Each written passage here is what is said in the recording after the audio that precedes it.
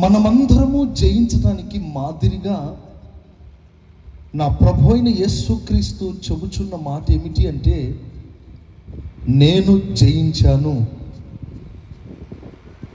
నేను జయించి నా తండ్రి కుడిపార్శ్వమందు కూర్చున్నాను, నా తండ్రితో కూర్చున్నాను. మీరు కూడా కూర్చున్నట్లయితే, మీరు కూడా జయించినట్లయితే,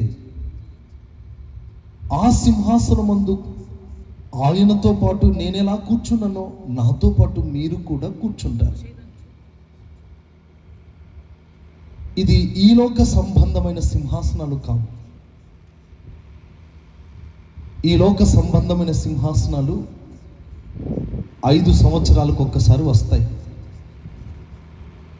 ప్రజలు ఓట్లు వేస్తేనే సింహాసనం, లేకపోతే సింహాసనం ఉండదు. ఈ మనుషులు ఓటు వేస్తేనే గెలిపించే రాజే సింహాసనం మీద కూర్చుంటాడు. కానీ రేపు పరలోకంలో మన ప్రభువైన యేసుక్రీస్తు మనకిచ్చిన జయాన్ని బట్టి, మనం పొందుతున్న జయాన్ని బట్టే ఆ సింహాసనంలో మనం కూర్చోగలం. మనుషులు ఓట్లు వేస్తే గెలిపించే సింహాసనాలు ఇవైతే, సాక్షాత్తు మనకు ఇచ్చినటువంటి జయాన్ని బట్టి మనం యుగ యుగాలు ప్రభుతో ఉండే ఆ సింహాసనాన్ని మనం పొందుకోబోతున్నాం. అందరికీ ఈ సింహాసనమా అంటే అందరికీ కాదు, జయించిన వానికే సింహాసనం.